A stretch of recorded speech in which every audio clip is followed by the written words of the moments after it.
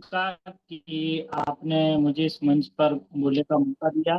और सबसे पहले तो इस मंच से मैं आपको ही प्रणाम करता हूँ और आपसे आशीर्वाद की कामना करता हूँ कि निरंतर आपके सानिध्य में हम सभी लोग इस मंच पर जुड़कर और बहुत सारी जानकारी सीखते हैं। तो ऐसे गुरु को मैं बारंबार प्रणाम करते हुए और आशीर्वाद की कामना करता हूँ। साथ ही साथ हमारा ये शारदा एंटरप्राइजेस मंच, जिस पर हम जुड़कर लगातार लगातार आज 1853 एपिसोड में जुड़े हुए हैं।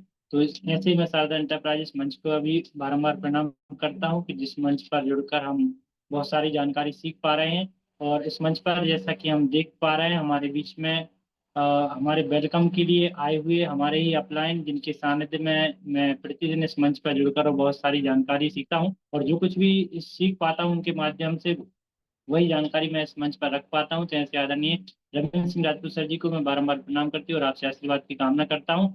और बहुत बहुत धन्यवाद करता हूँ सर आपका कि आपने सुंदर शब्दों से मेरा स्वागत किया। साथ ही साथ हमारे बीच में आज एक बहुत अच्छी खुशी की बात है, क्योंकि आज हमारे बीच में हमारे एक और ग्रेट लीडर आदरणीय सूबेदार पटेल सर जी भी इस मंच पर उपस्थित हुए। और सर ने भी सुंदर शब्दों से मेरा स्वागत किया, साथ ही साथ उन्होंने एक प्रोडक्ट की जानकारी भी दी। उसके लिए भी मैं बहुत बहुत धन्यवाद करती हूँ, सर से आशीर्वाद की कामना करता हूँ। हमारे बीच में ब्लैक कमांडो के नाम से डॉक्टर साहब गुड्डू पटेल सर जी इस मंच पर उपस्थित हुए और सर ने भी सुंदर शब्दों से स्वागत किया। उसके लिए भी मैं सर का बहुत बहुत धन्यवाद करता हूँ। हमारे इस मंच की शानदार लीडर, इस मंच की अध्यक्षता हमारी बड़ी दीदी रितिपाल दीदी जी, चूंकि व्यस्तम समय में है, दीदी अभी अपने घर के कार्य में लगी हुई है, फिर भी दीदी इस मंच पर उपस्थित है और दीदी ने सुंदर शब्दों से मेरा स्वागत किया। उसके लिए भी मैं धन्यवाद करती हूँ, उनसे आशीर्वाद की कामना करता हूँ। और हमारे बीच में डॉक्टर साहब दीपक चौरसिया जी, हमारे बीच में आदरणीय प्रयागराज की धरती से बीके द्विवेदी सर जी, हमारे ग्रेट अपराज जसवंत सिंह राजपूत जी, हमारी बड़ी दीदी प्रतिमा सिंह जी, और जितने भी ऑडियो वीडियो में उपस्थित हैं, चेतना जी, स्वाति जी, दीपांशी दीदी, जिनका मैं नाम नहीं ले पाया, एक साथ सभी को बारंबार प्रणाम करते हुए और आप सभी से आशीर्वाद की कामना करता हूँ।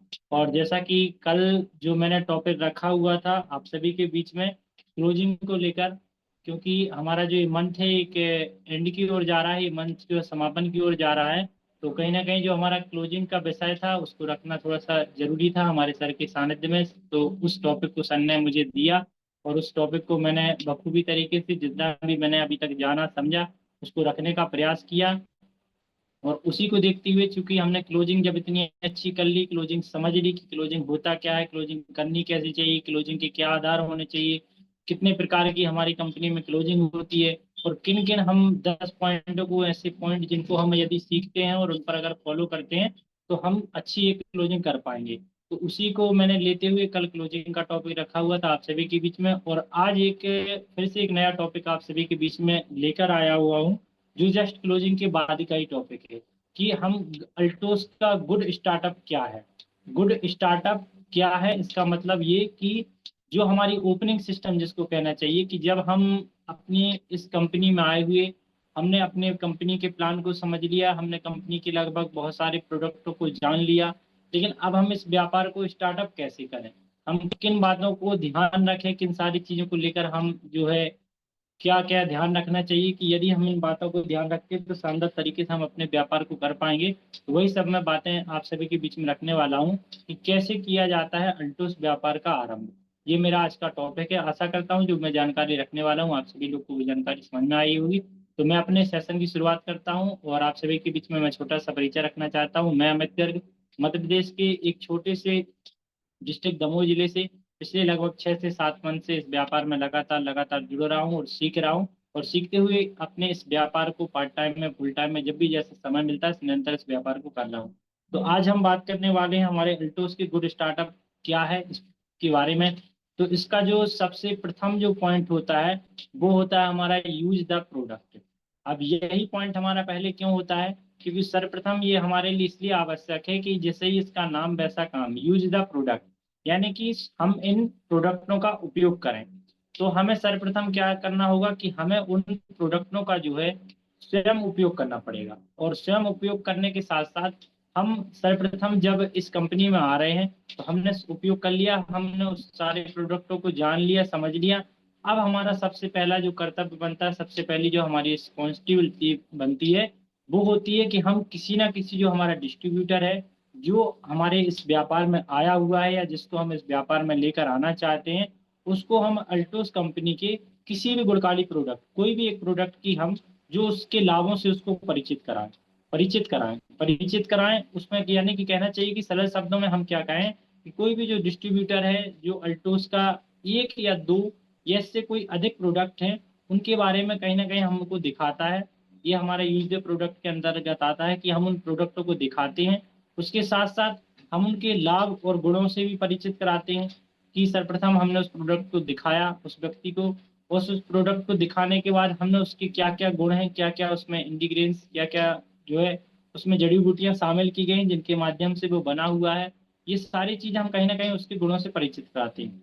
साथ ही हम कुछ जो हमारे प्रोडक्ट भी होते हैं उनका हम गुणवत्तापूर्ण जो है डेमो डेमो भी करके दिखाते हैं। तो ये हमारा सर्वप्रथम जो है यूज द प्रोडक्ट में जो है ये पॉइंट आते हैं। उसके बाद हम बात करें जिसे हम देखकर क्या करते हैं, हम या जो कोई भी व्यक्ति होता है जो भी जिसको हम दिखा रहे हैं वो अपनी जरूरत के आधार पर प्रोडक्ट खरीदता है।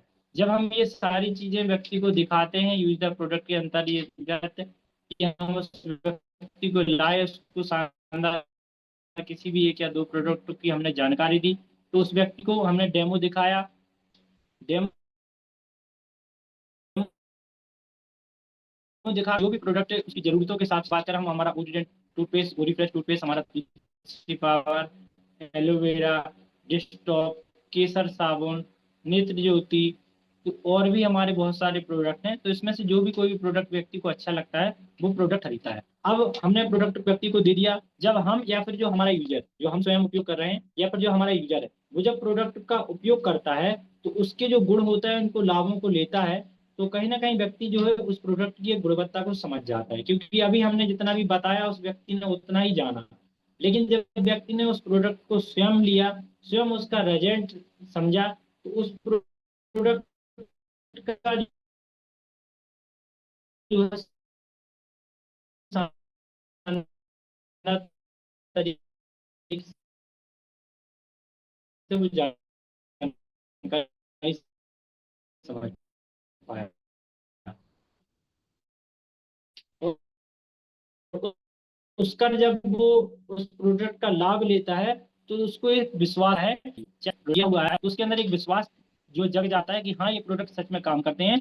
और फिर इसी क्रम को वो आगे बढ़ाते हुए जो अपनी आवश्यकता के अनुसार जो है प्रोडक्टों की खरीद को जो क्या कर देता है बढ़ाते जाता है। और धीरे धीरे व्यक्ति पहले दो, फिर चार, छः, आठ, 10, 15, इसी तरीके से अगर हम बात करें तो शुरुआत में 200 रुपए का, 400 रुपए का, 600 रुपए का, 1000 रुपए का, 1500 रुपए का, और इसी तरीके से 2500 से 3000 रुपए के प्रोडक्ट जो है हम व्यक्ति को देते हैं।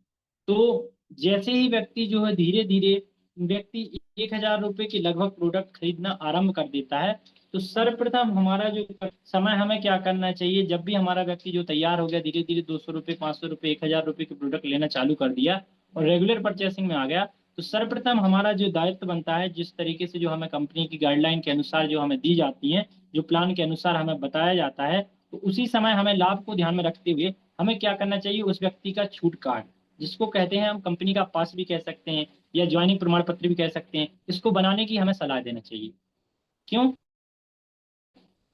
कि उसका मतलब ये यानी कि उस भाषा में कहें, हम अपनी बोलचाल की भाषा में कहें तो आईडी लगाना। तो सर्वप्रथम हमारा जब व्यक्ति हमारे पास जुड़ जाता है 1000 रुपये या 2000 रुपये के प्रोडक्ट खरीद लेता है, तो सर्वप्रथम हमारा दायित्व बनता है उसको आईडी लगाना और आईडी लगाकर उस आईडी की जो है महत्वता बताना कि आप यदि बिना आईडी के प्रोडक्ट खरीदते हैं तो आपको कितने रुपए के पड़ रहे हैं, या आप आईडी लगाने के बाद खरीद रहे हैं तो उसके बाद आपको कितने रुपए के पड़ रहे हैं, आईडी लगाने के बाद आपको और क्या क्या लाभ मिलने वाले हैं, इसके बारे में हमें उसको बताना पड़ेगा। जिसमें यदि हम बात करें तो सर्वप्रथम जब हम जानते हैं कि उस व्यक्ति की जिसकी भी आईडी लग जाती है तो उस व्यक्ति को लगभग 30 से 50% की जो छूट मिलती है। हम सभी जानते हैं जब हम अपनी आईडी के बेस पर जो प्रोडक्ट देते हैं तो 30 से 50% की छूट उसको मिलना प्रारंभ हो जाती है। और यदि व्यक्ति यही इसी क्रम को लगातार जो 1000 रुपये की शुरुआत की हुई थी या 1000 बिजनेस वैल्यू यानी 2 से 2500 रुपये खरीदने की शुरुआत की हुई थी, और यदि इसको लगातार लगातार लगातार वह कंटिन्यू 6 महीने तक जो खरीदना जारी रखता है, तो जिस तरीके से हमारी कंपनी का जो प्लान है रेगुलर परचेसिंग प्लान, तो इसके तहत जब वो 6 महीने तक लगातार उन प्रोडक्टों को खरीदता है तो उसको 7वें माह में 1000 रुपये या 1000 बिजनेस वैल्यू के जो प्रोडक्ट उसको फ्री मिलती है। तो ये हमारा जो आता है यूज द प्रोडक्ट के अंतर जो मैंने आप सभी के बीच में जानकारी रखी। तो सर्वप्रथम हमारा कर्तव्य क्या बनता है कि जब भी हम इस व्यापार में आ रहे हैं और हम एक अच्छा व्यापार अगर स्टार्टअप करना चाहते हैं तो हम स्वयं एक अच्छी यूजर बने, और स्वयं एक अच्छी यूजर बनने के बाद हम लोगों के पास जाएं, उनको डेमो दिखाएं, शानदार तरीके से प्रोडक्टों की जानकारी दें। उसके बाद 200 या 500 रुपए से उन प्रोडक्टों को स्टार्टअप करवाएं और धीरे धीरे उस व्यक्ति को रेगुलर परचेसिंग में लाकर उसको हम अपनी कंपनी की आईडी लगाने के बाद उसको 6 महीने के बाद मिलने वाला जो 7वें महीने के 6 महीने के बाद जो 7वें माह उसको फ्री ऑफ प्रोडक्ट मिलने वाले हैं उसको दिलाने का प्रयास करें। यदि आपने एक बार यदि ऐसा क्रम अपना लिया जो मैंने यूज द प्रोडक्ट के अंदर बताया, तो कहीं ना कहीं उस व्यक्ति का विश्वास आपके प्रति दोगुना हो जाएगा और फिर वो ये कहेगा कि हाँ सच में लगता है कि कंपनी जो कहती है वो करके दिखाती है, और जिस व्यक्ति ने जो हमें लेकर आया था जो उसने कहा था और वो कहीं ना कहीं पूर्ण हुआ, तो फिर वो दुगनी रफ्तार के साथ आपके साथ में काम करने के लिए तैयार हो जाता है और आपके साथ कंधे से कंधे मिलाकर दिन प्रतिदिन चाहे रात हो चाहे दिन हो आपके साथ काम करने के लिए शुरुआत हो जाता है। तो सर्वप्रथम हमें ये करना चाहिए। अब यदि हम बात करें दूसरे पॉइंट की, तो दूसरा पॉइंट आता है शेयर द प्रोडक्ट। ये दूसरा पॉइंट ही क्यों है शेयर द प्रोडक्ट? क्यों? क्योंकि हमने प्रोडक्ट को व्यक्ति के बारे में बता दिया, उस व्यक्ति ने उपयोग कर लिया, उस व्यक्ति ने समझ लिया, सारी जानकारी जो है इकट्ठा कर ली और उन प्रोडक्टों को उपयोग किया। अब हमारा फर्ज बनता है जिस तरीके से हमने उस व्यक्ति को बताया, अब वो व्यक्ति भी जाए और दूसरे व्यक्तियों को भी बताए। क्यों? क्योंकि हमारा व्यापार डुप्लीकेशन का ही व्यापार है। जो हमने सीखा वही हम दूसरे व्यक्ति को सिखाते हैं। तो हमें क्या करना है, जब वह व्यक्ति कई प्रोडक्टों की गुणकारी जो जानकारी से परिचित हो जाता है, यानी वो सारी जानकारी समझ लेता है कि कौन प्रोडक्ट किस बीमारी पर काम करता है, कौन से प्रोडक्ट लेने से क्या क्या फायदे होते हैं, किस बीमारी पर हमें कितनी मात्रा में कौन सा प्रोडक्ट देना चाहिए, ये सारी जानकारी जब उसको पता चल जाती है और उसको एक विश्वास हो जाता है कि नहीं ये अल्टोस जो कंपनी है हमारी ये बेस्ट कंपनी है, तो फिर हमें उसे ये सलाह देनी चाहिए। फिर हमें उसे ये सलाह देना चाहिए कि यदि वो चाहे तो जिस तरीके से हमने उसको बताने का प्रयास किया, हमने उसको सारी जानकारी दी, इसी तरीके से वो अपने परिवार, अपने रिश्तेदारों, अपने मित्रों और अपने साथ में जहां भी वो काम कर रहा है, जिसमें यदि वो सरकारी कर्मचारी है या किसी प्राइवेट संस्था में काम करता है, तो वो जितने भी उसमें जो कर्मचारी काम कर रहे हैं उन सभी किसी ना किसी को भी वो है इसी तरीके से जिस तरीके से हमने उसको बताया हुआ है इसी तरीके से अपने कंपनी के सारे प्रोडक्ट शेयर करें। तो जब वो शेयर करना प्रारंभ हो करेगा तो कंपनी की जो अन्य सुविधाएं हैं वो भी उसको मिलना प्रारंभ हो जाएंगे। अगर इस तरीके से हम उसको बताएंगे कि आपको जो जिस तरीके से हमने बताया इसी तरीके से आप लोगों को बताइए, तो कहीं ना कहीं क्या होगा, आपको जो एक शानदार तरीके से कंपनी को इनकम आना प्रारंभ हो जाएगी। क्यों? क्योंकि कहीं ना कहीं हम अब यदि बात करें तो हम आज फ्री में किसी ना किसी कंपनी का प्रमोशन कर रहे हैं। वो कैसे? एक उदाहरण के तौर पर यदि मैं आपको बताऊं, आप कहीं ना कहीं बाजार गए हुए हैं और बाजार से आपने एक बहुत अच्छे किसी शोरूम से जो बहुत अच्छे कपड़े लिए खरीद कर लेकर आए और आपने पहने उन कपड़ों को लेकर आए, तो जरूर आपके जो मित्र होंगे या आपके पड़ोसी होंगे, आपके जो आते रिश्तेदार होंगे, वो देखेंगे उन कपड़ों में तो जरूर आपसे कहेंगे भैया ये कहाँ से कपड़े लेकर आए। तो उस टाइम आप क्या कहेंगे? उस दुकान का प्रमोशन करेंगे, भैया मैं वहां पर गया हुआ था, बहुत ही शानदार सुंदर बहुत ही अच्छे कपड़े और कम कीमत में मिलते हैं। तो वो व्यक्ति क्या कहेगा, अरे भैया हम भी जाएंगे, हम भी अगले बार से वहीं से लेकर आएंगे। और फिर वो व्यक्ति जाएगा और वो व्यक्ति वहां से कपड़ा खरीदेगा। अब कपड़ा वो खरीद के आया, फायदा उस व्यक्ति उसका हुआ दुकानदार का, लेकिन उसको प्रमोट किसने किया? हमने प्रमोट किया। लेकिन किसने किया? हमें क्या प्रमोट करने का कोई फायदा मिला? नहीं मिला, हमने फ्री में प्रमोट किया ना। लेकिन यहाँ पर तो हमें प्रमोशन करने का फायदा मिल रहा है। तो इस तरीके से जब हम उदाहरण के तौर पर उस व्यक्ति को बताएंगे तो कहीं ना कहीं वो जो है शानदार तरीके से इन प्रोडक्टों को शुरुआत करेगा और शेयर करेगा। उसके साथ साथ हम उसको कुछ और भी जानकारी दें। यदि आप इनको शेयर करते हैं तो आपको गेटवार की सुविधा मिलती है। उसके साथ साथ आपको जो 30 से 50% की छूट है एमआरपी और डीपी के बीच में, वो भी कहीं ना कहीं उसको मिलती है। उसके साथ साथ हमारी कंपनी के जो ऑफर हैं, जो कंपनी प्रत्येक माह की 1 से 10 तारीख तक के बीच में शानदार ऑफर रखती है, वो भी उसको मिलेंगे। साथ साथ हमारी कंपनी के जो इंसेंटिव है वो भी मिलेंगे।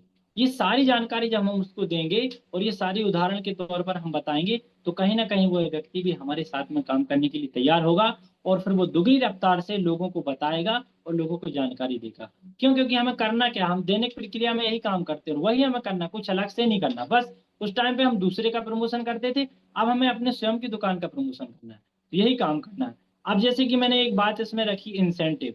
तो ये इंसेंटिव होता क्या है इसके बारे में भी तो हमें जानकारी होनी चाहिए। हम 30 से 50% की छूट के बारे में जानते हैं, कंपनी के ऑफर के लाभ के बारे में जानते हैं, लेकिन ये इंसेंटिव होता क्या है?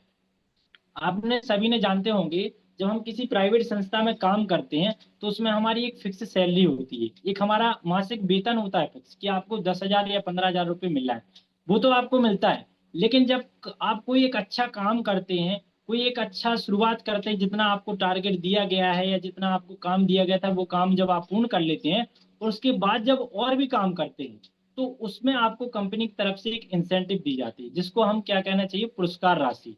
सेम उसी तरीके से हमारी कंपनी में भी एक पुरस्कार राशि होती है, जिस पर यदि हम बात करें कि हमारी कंपनी की जो प्रत्येक प्रोडक्ट है उस पर एक एमआरपी अंकित होती है, जिसको हम क्या कहते हैं, अधिक खुदरा मूल्य। एमआरपी का जो फुल फॉर्म होता है वो अधिक खुदरा मूल्य होता है। किंतु जो कंपनी होती है, हमारी जो कंपनी है, वो हमारे डिस्ट्रीब्यूटर हैं, जो हमारी कंपनी की जिनकी आईडी लगी हुई है, जो हमारी कंपनी के ऑथराइज्ड जो पर्सन है, कस्टमर है, उनको कंपनी क्या करती है, एमआरपी में ना देकर और केवल लागत मूल्य में और या उससे कुछ अधिक जो हमारी कीमत होती है, जिनको हम डीपी रेट कहते हैं, जिसको डिस्ट्रीब्यूटर प्राइस कहते हैं, इन पर देती है।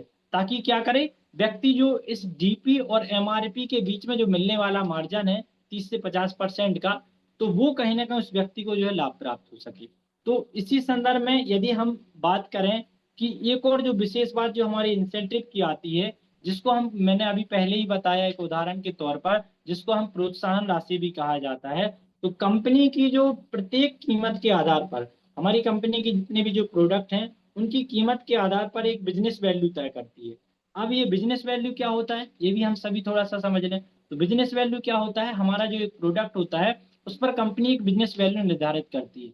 हर प्रोडक्ट की एक अलग अलग बिजनेस वैल्यू होती है। कुछ प्रोडक्टों की बिजनेस वैल्यू हमारे एमआरपी से आधा होती है, कुछ प्रोडक्टों की बिजनेस वैल्यू एमआरपी से 70% होती है, कुछ प्रोडक्टों की बिजनेस वैल्यू कुछ कम होती है। तो ये अलग अलग कैटेगरी वाइज अलग अलग हमारे प्रोडक्ट की बिजनेस वैल्यू होती है, जो कंपनी हमें देती है। जिसमें क्या करता है डिस्ट्रीब्यूटर, जो बिजनेस का इसी बिजनेस वैल्यू के आधार पर जो डिस्ट्रीब्यूटर को क्या दिया जाता है, लाभ मिलता है, जिसे हम क्या कहते हैं, कंपनी में इंसेंटिव कहते हैं। तो दूसरी कंपनी में हम जब कुछ काम करते हैं तो उसमें हमें इंसेंटिव आती है। सेम इसी तरीके से हमारी इस कंपनी में इंसेंटिव, जब हम व्यापार करते हैं तो उसमें जो हमें बिजनेस वैल्यू मिलती है उस पर हमें एक इंसेंटिव प्राप्त होती है। अब यदि हम बात करें कि इंसेंटिव से लाभ प्राप्त कैसे करें, हमने इंसेंटिव तो समझ लिया कि इंसेंटिव होता क्या है, इंसेंटिव जो है क्या कहलाता है, वो सारी जानकारी समझ ली। लेकिन अब इंसेंटिव से हम लाभ कैसे ले सकें? हमने अभी एमआरपी और डीपी के बीच में जो मिलने वाला लाभ है वो तो हमने समझ लिया कि हमने प्रोडक्ट खरीदा, कंपनी के जो हमारा मूल्य उस पर खरीदा और कुछ अधिक मूल्य पर हमने लोगों को दे दिया, तो उसमें हमें क्या मिल गया, एक लाभ मिल गया। लेकिन हमें जो कंपनी से एक अलग इंसेंटिव मिल रही है, उसको हम कैसे प्राप्त करें? तो हम सभी जानते हैं कि हमारी प्लान के अनुसार, हमारी कंपनी का जो प्लान है उसके अनुसार हम सभी जानते हैं कि हमारी जो कंपनी है वो लैग बेस्ड व्यापार करती है। जिसमें हम सभी जानते हैं कि जिसमें हमारा एक बीकर होता है और एक हमारा पावर लाइन होती है। पावर लाइन वो होती है जो हमें अपलाइन के माध्यम से दी जाती है, बीकर लाइन वो होती है जिसको हम स्वयं तैयार करते हैं। तो इन दोनों लैगों के जो हमारा मैचिंग के आधार पर हमारा व्यापार चलता है, जिसे हम पावर और बीकर के नाम से जानते हैं। तो इसमें जब हमारा जो पावर होता है और जो बीकर होता है, इनकी जब हमारी समान बिजनेस वैल्यू होती है ना, एक साइड लेफ्ट साइड और राइट साइड दोनों साइड जब बराबर बराबर का व्यापार होता है, तो उसकी जब हमें मैचिंग होती है, तो उसकी जब मैचिंग जो प्राप्त होती है, उस मैचिंग पर जो डिस्ट्रीब्यूटर को कंपनी क्या करती है, इंसेंटिव प्रदान करती है। जिसको हम कुछ उदाहरण के तौर पर समझें, तो सर्वप्रथम हम जानते हैं हमारी कंपनी के प्लान के अनुसार यदि हम बात करें, तो सर्वप्रथम हमें जो सर्वप्रथम जो मैचिंग होती है, पहली मैचिंग जो हमारी होती है वो होती है 2500 की मैचिंग। 2500 बिजनेस वैल्यू की मैचिंग। तो इसमें जो है साधारण कंपनी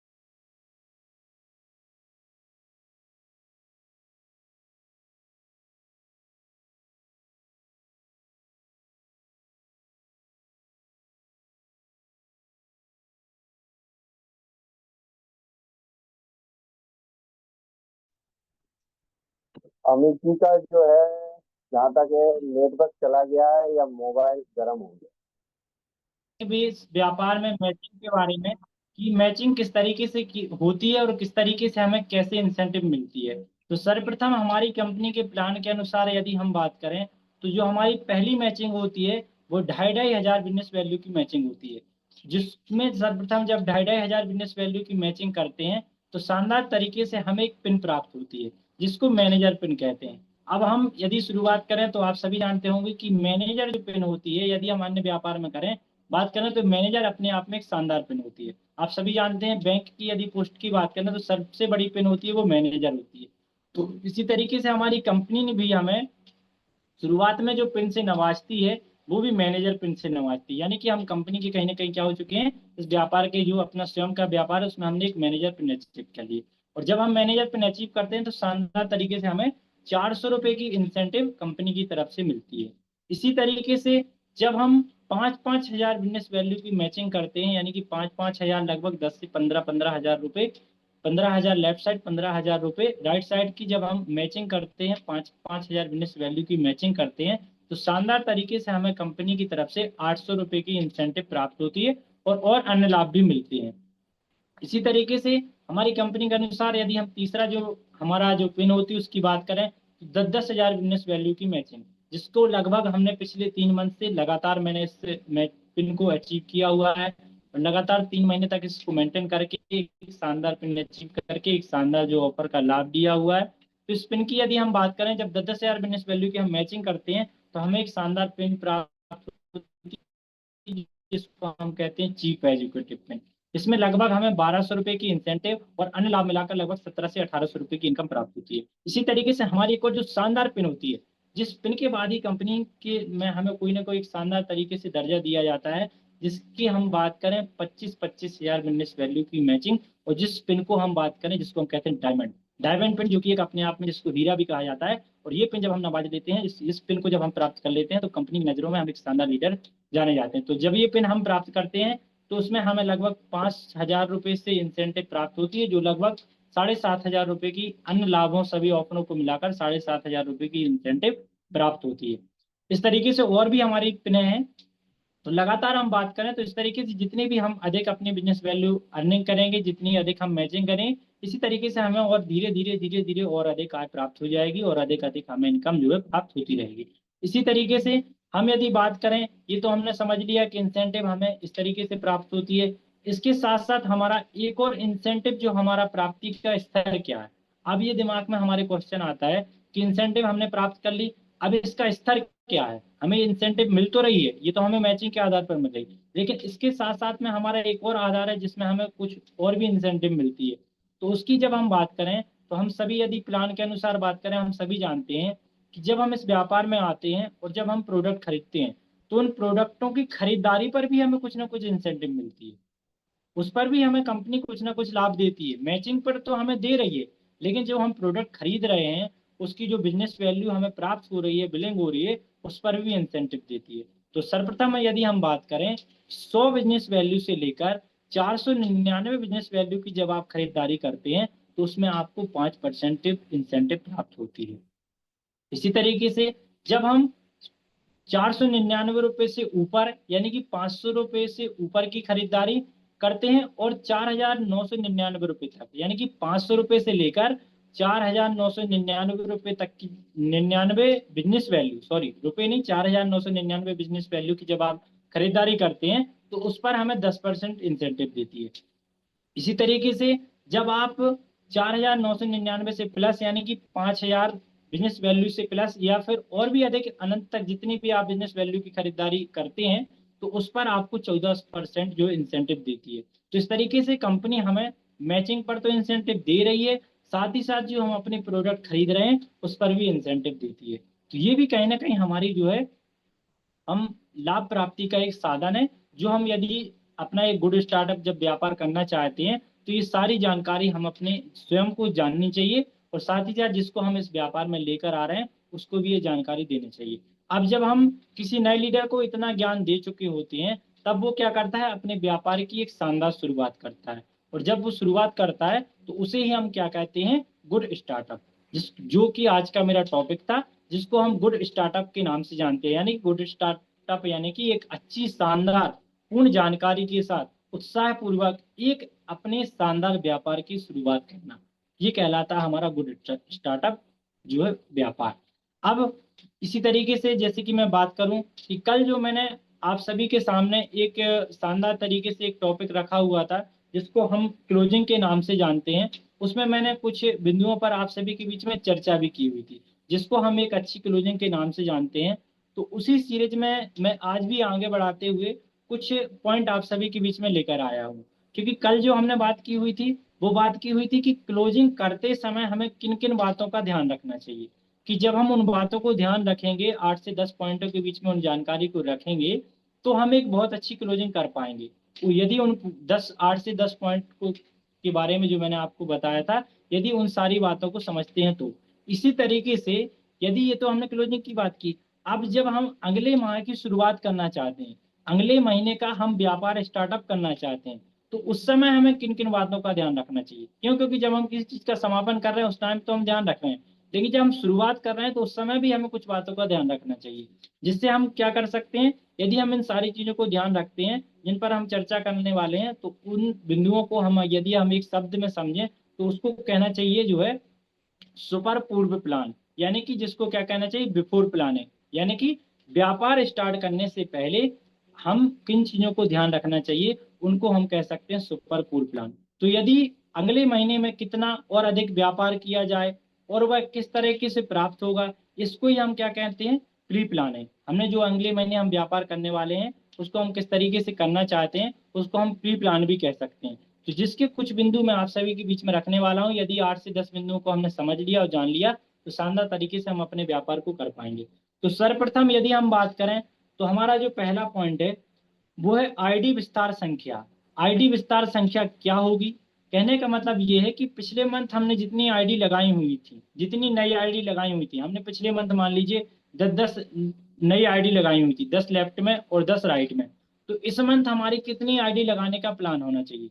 हमारी कोशिश ये रहना चाहिए कि पिछले मंथ यदि हमने 10 लगाई हुई थी, तो इस मंथ हमारी 15-15 का होना चाहिए। मतलब बढ़ के टारगेट होना चाहिए, बढ़ के नहीं हो रहा तो उतना भी होना चाहिए, उससे कम नहीं होना चाहिए। तो इसकी हमें पहले से जो है एक रूपरेखा तैयार करनी होगी कि हमें इस मंथ कितनी नई आईडी लगानी है, कितने नए लोगों को जो है व्यापार स्टार्टअप कराना है। तो ये सर्वप्रथम हमारा दायित्व बनता है और ये हमारा प्री प्लानिंग के तहत आने वाला पहला पॉइंट है। अब इसके बाद बात करें जो हमारा दूसरा पॉइंट है उसकी, तो वो है हमारा पिन अपग्रेशन।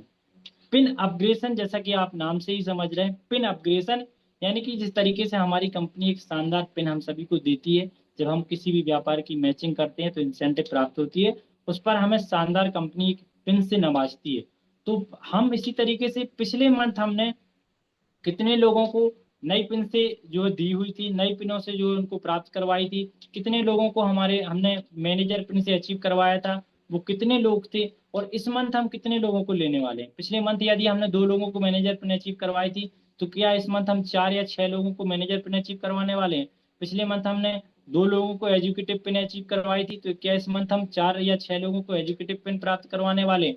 पिछले मंथ हमने यदि चीफ एजुकेटिव पिन 2 लोगों को दिलवाई थी, क्या इस मंथ हम 3 या 4 लोगों को एजुकेटिव पिन दिलवाने वाले हैं, या उनको हम आगे बढ़ाने वाले हैं? उनका क्या लक्ष्य होना चाहिए? इन सारी चीजों को भी हमें पहले से ही प्लानिंग के तहत, जो प्री प्लानिंग के तहत हमें जो है समझना पड़ेगा, जानना पड़ेगा, तब हम अपने मंथ की जो शानदार तरीके से शुरुआत कर पाएंगे। इसी तरीके से होम मीटिंग में कितने प्रतिशत करना आवश्यक है, होम मीटिंग कितने प्रतिशत करना आवश्यक है, ये भी हमारा प्री प्लानिंग के तहत एक शानदार प्लान जो है पॉइंट है। पिछले मंथ हमने कितनी होम मीटिंग की हुई थी, उसमें हमें कितनी जो है सफलता मिली हुई थी, कितना हमारा रिजल्ट पॉजिटिव गया हुआ था।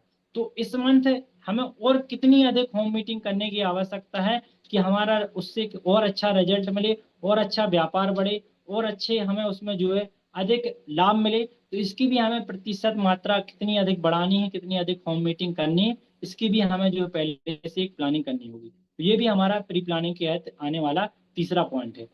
इसी तरीके से यदि हम चौथे पॉइंट की बात करें, जो कि हमारे व्यापार का एक सबसे महत्वपूर्ण और सबसे आवश्यक जो है एक पॉइंट है, जिसको हम क्या कहते हैं, डेमो प्रदर्शन। क्योंकि कहते हैं जो दिखता है वही बिकता है। जितना अधिक आप लोगों को डेमो दिखाएंगे, जितना अधिक आप लोगों को व्यापार के बारे में बताएंगे, जितना अधिक आप व्यापार के बारे में समझाएंगे, उतना ही अधिक आपका शानदार तरीके से व्यापार चलेगा। तो हमने पिछले मंथ कितने लोगों को डेमो दिखाया था, उसकी कितनी संख्या थी, अब इस मंथ हमें और कितनी अधिक संख्या बढ़ानी है। पिछले मंथ हमने जितने डेमो दिखाए थे उसमें हमने कितने लोगों ने हमारे प्रोडक्ट खरीदे, कितने लोगों ने हमारी बात सुनी, कितने लोगों ने हमारे रेगुलर परचेसिंग में व्यापार करना स्टार्टअप किया, ये सारी जानकारी भी हमें जो पिछले मंथ की कलेक्ट करके रखना है। और इस मंथ हम और कितने अधिक डेमो दिखाने वाले हैं, ये भी लक्ष्य हमें पहले तय करना होगा। उसके साथ साथ प्रोडक्ट के जानकारी गुणवत्ता में कितनी वृद्धि आवश्यक है, ये पांचवा पॉइंट। प्रोडक्ट जानकारी गुणवत्ता में और कितनी अधिक वृद्धि आवश्यक है, यानी कि पिछले मंथ हमने यदि 15 प्रोडक्टों की जानकारी ली हुई थी, तो इस मंथ और हम कितने नए प्रोडक्ट की जानकारी लेने वाले हैं, या इस मंथ हम कितने नए प्रोडक्टों की जानकारी अपने टीम में, अपने लोगों में, अपनी ग्रो लाइन में और देने वाले हैं, ये भी कहीं ना कहीं हमें समझना होगा।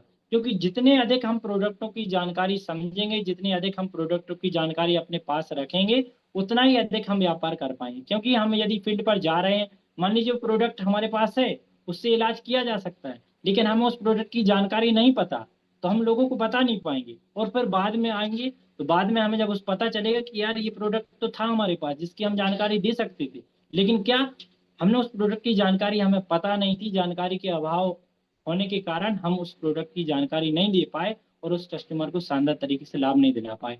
तो हमें प्रयास करना होगा कि अधिक से अधिक प्रोडक्ट की जानकारी हम लें और दिन प्रतिदिन हम प्रोडक्टों की जानकारी की संख्या को बढ़ाएं। उसके साथ साथ जो हमारा नेक्स्ट पॉइंट है वो है हमारा अपलाइन संपर्क संख्या में वृद्धि कितनी आवश्यक है।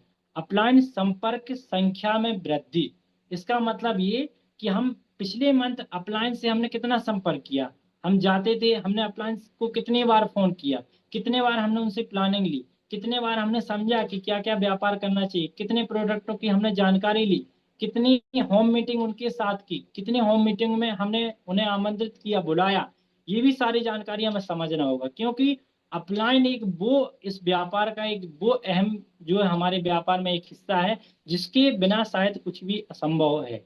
यदि हम कोई व्यापार कर रहे हैं, हम कितना भी अच्छा कर लें, लेकिन आप सुबह निकल रहे हैं तो आप एक बार अपलाइन को कॉल करिए, शाम को आइए फिर आप एक अपलाइन को कॉल करिए, उस समय बताइए कि क्या गलती हमने की। जब आप वो बताएंगे कि ये गलती हुई तो कहीं ना कहीं उसका एक आपको अगला सॉल्यूशन मिलेगा और वो गलती शायद हम दोबारा नहीं कर पाएंगे। तो हमें अपलाइन से भी निरंतर संपर्क बना के रखना है। ये हमारा छठवां पॉइंट था।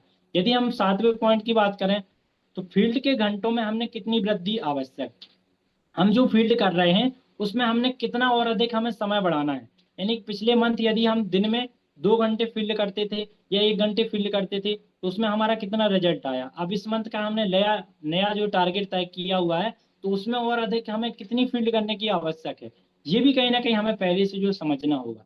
ये भी हमारा एक जो प्री प्लानिंग के तहत आता है, जिस पॉइंट को भी हमें समझना आवश्यक है। उसके बाद हम जो हमारा नेक्स्ट पॉइंट है आठवां पॉइंट, उसकी बात करें तो व्यापार के तरीकों में और क्या परिवर्तन करना आवश्यक है, ये भी हमारा जो समझने के लिए आवश्यक है कि हम जो व्यापार अभी तक कर रहे हैं उसमें और हमें क्या परिवर्तन करने की आवश्यक है। कहने का मतलब हम व्यापार में और क्या क्या नए नई चीजों को अपना सकते हैं, जैसे कि हमारा स्टॉल लगाकर, मतलब हम एक शिविर के तहत बैनर लगाकर, या हॉट बाजार में, या किसी भी जो हमारे पब्लिक जहाँ पे ज्यादा रहती है वहां पर हम लोगों को शानदार तरीके से व्यापार दिखा सकें, मेले या बाजार में पहुंचकर, या घर घर जाकर, होम मीटिंग कर कर, या फिर लिस्ट तैयार करके, सोशल मीडिया का उपयोग करके। यानी कि क्या क्या हमें करने की आवश्यकता है, अपने व्यापार करने में जो तरीकों को बदलने की आवश्यकता है, ये भी कहीं ना कहीं हमें समझना होगा। उसके साथ साथ हम जो क्लोजिंग कर रहे हैं उसके पूर्वत जो है तिथिवार करने की जो है हम प्रयास करें या पूर्ण रणनीति तैयार करें। तिथिवार करने का मतलब ये है कि हम 1 से लेकर 30 तारीख तक के बीच में एक डेट फिक्स करें कि आपको 10 तारीख को क्लोजिंग करनी है, या 15 तारीख को क्लोजिंग करनी है, 25 तारीख को क्लोजिंग करनी है, या 30 तारीख को क्लोजिंग करनी है। जो हमने डेट निर्धारित कर ली उससे हमारी डेट तक वो क्लोजिंग कंप्लीट हो ही जानी चाहिए, ऐसा हमारा प्रयास रहना चाहिए। तो जब हम इस तरीके से प्लानिंग करेंगे तो शानदार तरीके से हम अपने व्यापार को कर पाएंगे। उसी तरीके से जो हमारा 10वां पॉइंट है, क्या हम टीम सहित फील्ड की आवश्यकता है, क्या हमें अपनी टीम के साथ जाकर फील्ड करने की आवश्यकता है।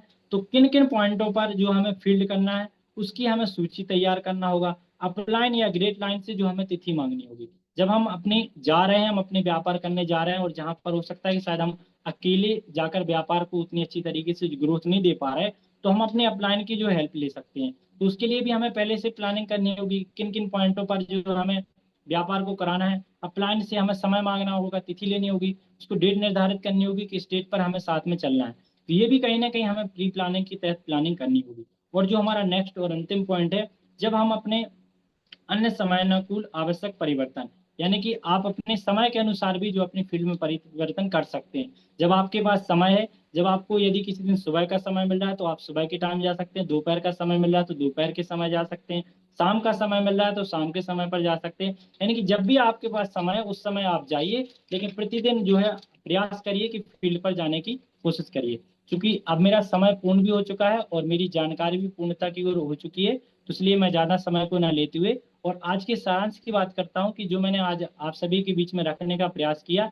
तो आज के सेशन में मैंने रखने का प्रयास किया, यदि हम एक अच्छी क्लोजिंग कर पाए, अच्छी क्लोजिंग हमने समझ ली, तो हमें अगले माह में और अधिक उन्नत व्यापार करने के लिए, अधिक लाभ लेने के लिए, ऑफर का लाभ लेने के लिए एवं टीम प्रमोशन को और अधिक लाभकारी बनाने के लिए जो इस महीने की अपेक्षा हमें और अधिक लाभदायक कैसे क्लोजिंग करनी है, कैसे हमें मंथ की शुरुआत करनी है, इस सारी चीजों को हमें समझना होगा। उसके लिए हमें क्या करना पड़ेगा, नए माह में हमें एक भी दिन जो है बेकार नहीं जाने देना है, बिना लाभ का ना जाए।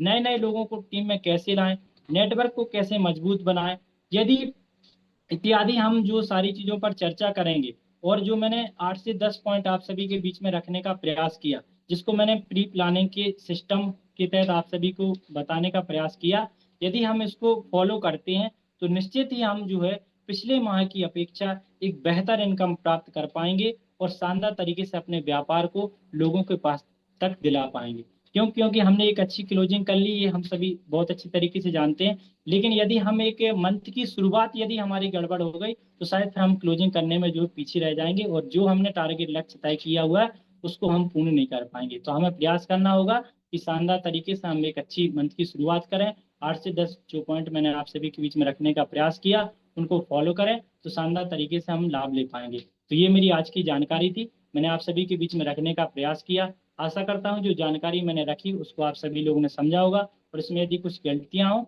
तो मुझे छोटा लीडर समझ के उसकी क्षमा की। मैं शायद अभी सीख रहा हूँ और लगातार सीखते से जो जानकारी रखता हूँ मन को विराम देता हूँ और पुनः पहुंचता हूँ Pandit Udaybhanu Sharma sir. Thank you so much Pandit Udaybhanu Sharma sir ji.